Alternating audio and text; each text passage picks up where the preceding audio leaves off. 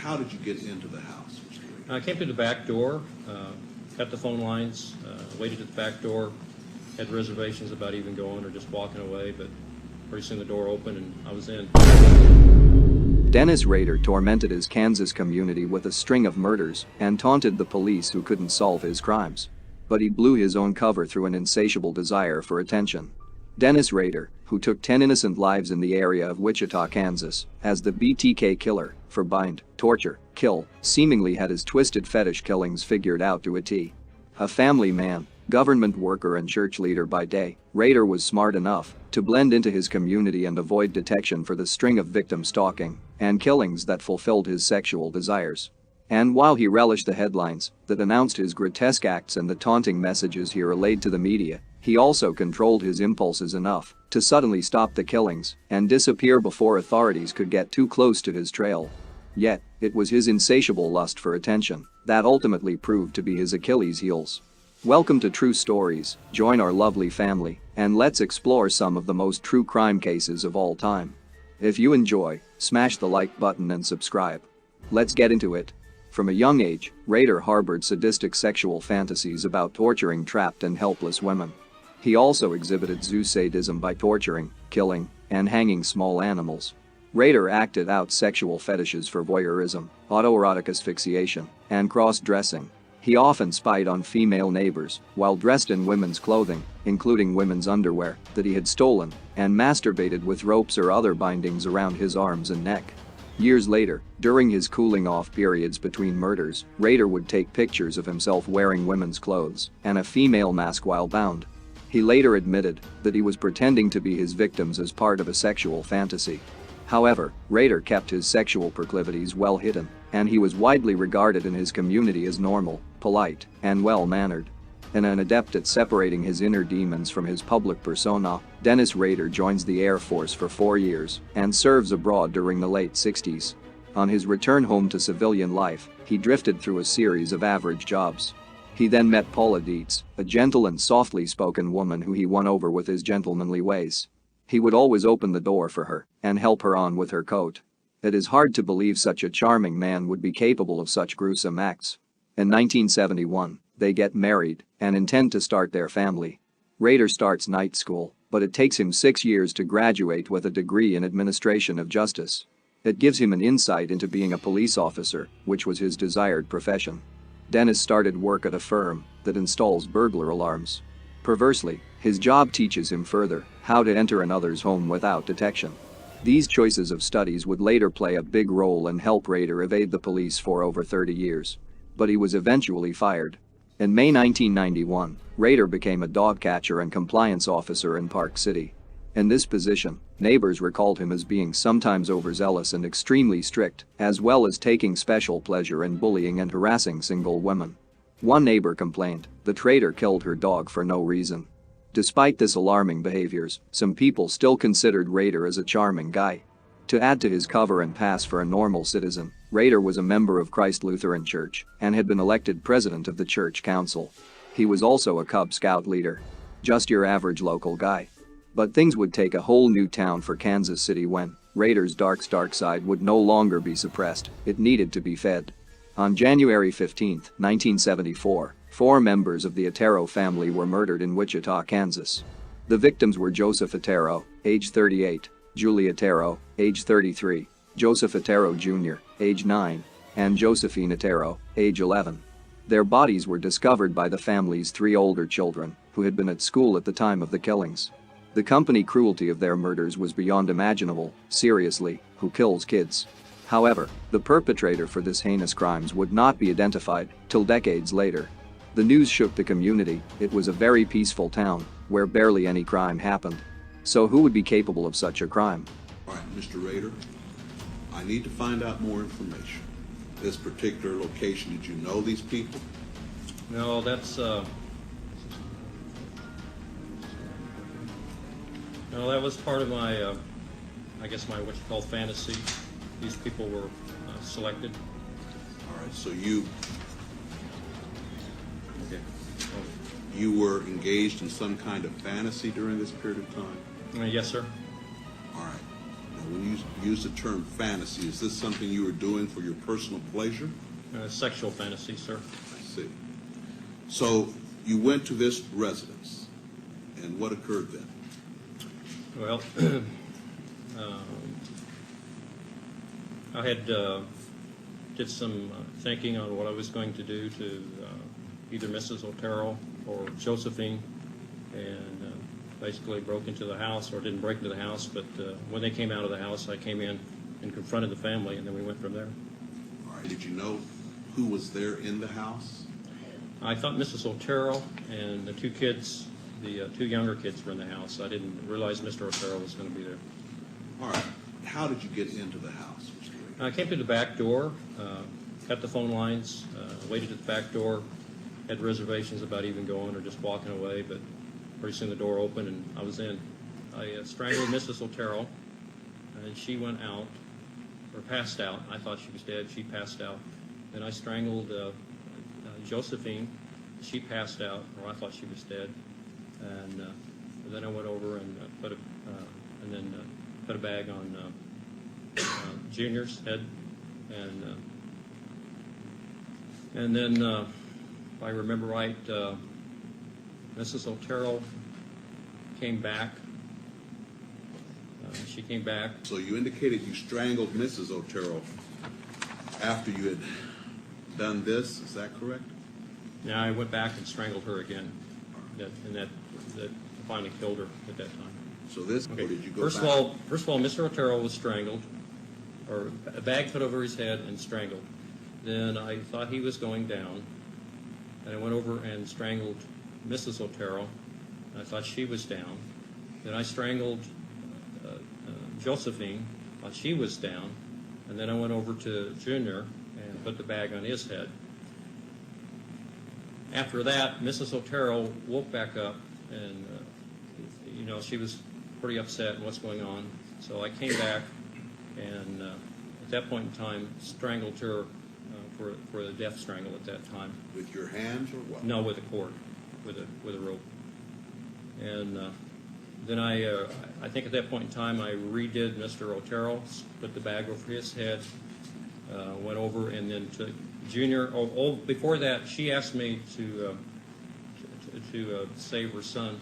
So I actually had taken the bag off, and then I was really upset at that point in time. So basically, when Mr. Otero was down, Mrs. Otero was down, I went ahead and took Junior. I put another bag over his head and took him to the other bedroom at that time. What did you do then? Put a bag over his head. I put a cloth over his head, a T-shirt, and a bag so he couldn't tear a hole in it. And he subsequently died from that. And then when I went back, Josephine had woke back up. What did you do then? And I took her to the basement and eventually hung her. From then on, more and more murders would terrorize the community of Kansas. On April that same year, Catherine Bright, another Coleman employee, returns home with her brother Kevin to find Rader waiting with a gun. Kevin somehow survives a gunshot to the head, but he is unable to save his sister, who Rader stabbed to death. Till now, Rader had not made an effort to let his identity known. Soon, his need for attention is put to the test. After one young man allegedly confesses to killing the Oteros with two friends, an editor at the Wichita Eagle receives a strange phone call that directs him to a mechanical engineering book at the Wichita Public Library. Police find the book and a letter wedged inside, which read, "Those three dude you have in custody are just talking to get publicity. The code words for me will be, bind them, torture them, kill them, BTK, you see," he added again. "They will be on the next victim." Along with including then unknown details of the Otero killings, the letter is filled with what authorities come to recognize as the killer's peculiar brand of misspellings and grammatical errors, along with a distinct sexually suggestive signature. It is good to assume that, since Rader never received any attention from his parents, he was angered that someone else wanted to get credit for his work. He wanted all the attention on himself. After binding and strangling 25-year-old Nancy Fox, Rader heads to a payphone to point police to his handiwork. "You will find a homicide at 843 South Pershing," he bluntly tells the 911 dispatcher. When I was trolling the area, I noticed her go in the house one night. Sometimes anyway, I put her down as a potential victim. Let me ask you one thing, Mr. Rader. You've used that term when you were patrolling the area. What do you mean by that? It's called stalking or trolling. So you were not working in any form or fashion? You were Well, just... I don't know, if you read much about serial killers, they go through what they call the different phases. That's one of the phases they go through as a trolling stage. Basically, you're looking for a victim at that time. And that, you could be trolling for months or years. But once you lock in on a certain person, then you become stalking. And that might be several of them, but you really home in on that person. You basically identified Nancy Fox as one of your projects. What happened then? At first, she was spotted, and then I did a little homework. I dropped by once to check the mailbox to see what her name was, found out where she worked, stopped by there once at Hillsburg, kind of sized her up. The more I knew about a person, the more I felt comfortable with it. So I did that a couple of times. And then I just selected a night, which was this particular night, to try it, and it worked out. All right. Can you tell me what you did on the night of December 8th, 1977? About 2 or 3 blocks away, I parked my car and walked to that residence. Knocked at the door first to make sure, see if anybody was in there, because I knew she arrived home at a particular time from where she worked. Nobody answered the door, so I went around to the back of the house, cut the phone lines. I could tell that there wasn't anybody in the north apartment. Broke in and waited for her to come home in the kitchen. All right. Did she come home? Yes, she did. What happened? I confronted her, told her there I had a problem, sexual problems, that I would have to tie her up and have sex with her. She was a little upset. We talked for a while. She smoked a cigarette. While we smoked a cigarette, I went through her purse, identifying some stuff.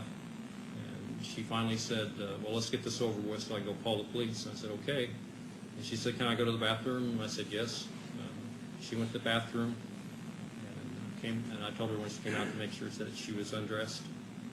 And when she came out, I handcuffed her. And I don't really remember whether... Sir? You handcuffed her? You had a pair of handcuffs? Yes, sir. What happened then? Well, anyway, I handcuffed her, had her lay on the bed, and then I tied her feet. And then I was also undressed to a certain degree. And then I got on top of her. And I reached over, took either her feet were tied or not tied. But anyway, I think I had a belt. I took the belt and then strangled her with a belt at that time. The terror of Dennis did not stop there. On January 31, 1978, the Wichita Eagle receives an index card imprinted with a poem that begins with Shirley Locks, wilt thou be mine? Unaware of the connection to Shirley Vian, and believing it to be a Valentine's Day note, the mail clerk forwards the card to the paper's classified department. This angered Rader. He felt as if he wasn't getting the recognition he deserved. And on February 10, 1978, angered by the lack of response to his last attempt, the killer sends a more direct message to Wichita-based Cake TV. How many people do I have to kill before I get my name in the paper or some national attention? He writes, before reeling off a list of suggested nicknames, including the BTK Strangler, the Wichita Hangman and the Asphyxiator. Wichita Police Chief Richard Lamunian subsequently calls a news conference to reveal, for the first time, the presence of the BTK Strangler in the area. We have no reason but to believe the individual has the capability to kill again, he warns. This didn't stop the craving. Rader had to bound and kill his victims. Rader lies in wait for Anna Williams, but gives up and leaves when the 63-year-old woman takes too long to return home. Less than 2 months later, Williams learns of her brush with death when she receives several of her personal items by mail, along with a poem titled, Oh, Anna, Why Didn't You Appear? On August 14, 1979, frustrated with no new links on who the BTK Killer might be, they decide to seek for help from the public. Authorities released the recording of BTK's December 1977 phone call to report the death of Nancy Fox. Tips come pouring in from listeners who think they recognize the voice, though no relevant information emerges. In 1984, Chief Lamunian establishes a task force devoted to BTK's crimes, nicknamed the Ghostbusters. The task force, which includes a young officer named Ken Landwehr, who will spearhead later efforts to track down the killer, takes pains to carefully organize and preserve valuable evidence. By this time, Rader had began to cool off, not letting the police get to his trail. It would be a year later till another BTK-related murder is committed. In 1985, after an evening of bingo and dinner with her boyfriend, 53-year-old Maureen Hedge is taken from her home in the Wichita suburb of Park City, just down the street from Rader's house. She is found dead by strangulation 8 days later. But the connection was never made. A year later, Bill Wedgerl returns home for lunch to find his 2-year-old son sitting by himself and his wife, Vicky, dead in their bedroom. In the absence of other credible evidence, the husband becomes the primary suspect in Vicky's death. It would then be 5 years before BTK strikes again. On January 19, 1991, Rader strikes for the last time. BTK throws a cinder block through a sliding door at the home of retiree Dolores Davis, strangles her to death and leaves her body by a bridge. Seemingly preoccupied by his day-to-day duties as a Park City compliance officer and father of 2, Rader ceases killing and BTK drops off the map. 3 decades after the killer first killed the Oteros, the Wichita Eagle prints an article recalling the terror BTK wielded in the 1970s and suggesting that he had faded from memory after so many years. Rader later admits that this article spurs him to revive his deadly alter ego. Yet again, seeking recognition. Angered by this, Rader sends the Wichita Eagle an envelope from a Bill Thomas Kelman containing a copy of Vicky Wedgerl's missing driver's license, photos of her body and BTK's distinctive signature, a chilling message that links her unsolved murder to BTK, and declares the Wichita Terror to be very much alive. After BTK leaves more messages in various public locations, a man walking, though Wichita's Murdoch Park stumbles on a garbage bag containing Nancy Fox's driver's license and a Barbie doll with a hood over its head and arms tied behind its back. This linked BTK to Nancy's murder. However, the police would finally catch a break when the authorization were acting on instructions from a postcard mailed to KTV. Police find a cereal box on a road outside Wichita containing a graphic description of BTK's first murders and another doll fashioned in a death position. However, it's another section of the postcard, which inquires as to whether his package was found at the local Home Depot, that proves more interesting to authorities. After poking around the store, investigators learn that one employee had found a cereal box in the bed of his pickup truck. A search of his trash produces the box and a message asking if BTK could communicate via a computer floppy disk without being traced. If so, the police are instructed to run a newspaper ad with the message, "Rex, it will be okay." It makes me wonder what made Rader think he would trust the police, like seriously dude? This would be the downfall of the BTK Strangler. The Wichita Eagle paper runs a classified ad that reads, "Rex, it will be okay." 6 days later, BTK confirms his receipt of the message through another postcard. A computer disk arriving by mail is relayed to cybercop Randy Stone, who uncovers BTK's message about checking an index card for more information, along with the hidden metadata that reveals the disk to have been used by a Dennis at Christ Lutheran Church and Park City Library. Within seconds, an internet search for Christ Lutheran Church reveals the name of its president, Dennis Rader. He confesses after being confronted with the DNA evidence and enjoys what he believes is a bonding session with law enforcement agents. Although he is plainly irritated that Landwehr lied to him about the security of communications via computer disk. BTK's arrest is announced at Wichita City Hall the following day, drawing applause from the audience gathered. Rader goes to trial and pleads not guilty, but he changes his plea, catching prosecutors off guard by pleading guilty to 10 counts of first-degree murder. Rader provides the court with explicit details on how he selected, stalked and finally killed each of his victims. His lawyer later notes that they went with the guilty plea due to overwhelming evidence against their client and the lack of firm legal footing on which to enter an insanity plea. Thank you guys for watching. If you enjoyed, don't forget to give the video a thumbs up and subscribe to not miss an upload. Till next time.